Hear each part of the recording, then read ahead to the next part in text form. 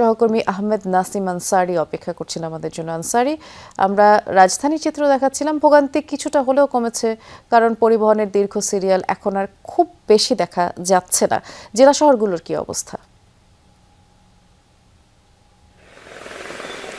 বৃষ্টি, যে সোনার হরিণ তেল গত কয়েকদিন আগেও যেভাবে মানুষের যে ভোগান্তি এই ঝিনাইদহ থেকে আপনাদেরকে দেখিয়েছিলাম, তার কিছুটা হলেও পরিবর্তন হয়েছে।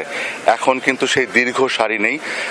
যেখানে প্রায় 700, 600, 500 মোটরসাইকেল দাঁড়িয়ে থাকতো, সেই পেট্রোল পাম্পগুলোতে এখন সর্বোচ্চ 50টা মোটরসাইকেল দাঁড়িয়ে আছে। এবং সেই 50টা মোটরসাইকেলকে এই পেট্রোল কর্তৃপক্ষ, যারা যে পেট্রোল পাম্পে আমি দাঁড়িয়ে আছি ঝিনাইদহ ঢাকা মহাসড়কের পাশে শরীফুল ইসলাম ফিলিং স্টেশনে, সেখান থেকে কিন্তু তারা কিন্তু নিয়মিতভাবে এখন 1000 টাকা, 1500 টাকা, 2000 টাকা, এমনকি ট্যাঙ্কি ফুল করার জন্য যে পরিমাণ তেলের প্রয়োজন পুরোটাই কিন্তু তারা পাচ্ছেন। এর সাথে সাথে পেট্রোল মালিকরা যা বলছেন, তাদের যে চাহিদা অনুযায়ী তারা কিন্তু তেল দিতে পারছেন। এবং যেটা সকাল 8টা থেকে শুরু হয়ে দুপুর 2টো বা 12টা, 12:30টার ভিতর যে তেলটা ফুরিয়ে যেত, সেই তেলটা কিন্তু এখন সকাল 8টা থেকেই শুরু হচ্ছে, কিন্তু বিকাল 5টা, 6টার পর্যন্ত তারা কিন্তু নিয়মিতভাবে তেল দিতে পারছেন।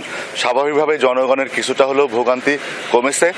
তবে লাইনের এখনো পর্যন্ত পেট্রোল পাম্পগুলোতে কিছুটা হলেও লাইন দেখা যাচ্ছে, তবে এটাও কমে যাবে বলে পেট্রোল পাম্প মালিক কর্তৃপক্ষ দাবি করেছেন। এবং তাদের যে ঝিনাইদহতে 6টি উপজেলা 36টি পেট্রোল পাম্প রয়েছে, সেই 36টি পেট্রোল পাম্প যদি এক নাগারে একই সাথে যদি পেট্রোল দেওয়া শুরু করে, তাহলে কিন্তু এই যে 50-60টা মোটরসাইকেল বা 15-20টা ট্রাকের যে সারিটা, এটাও থাকবে না বলে তারা কিন্তু দাবি করেছেন।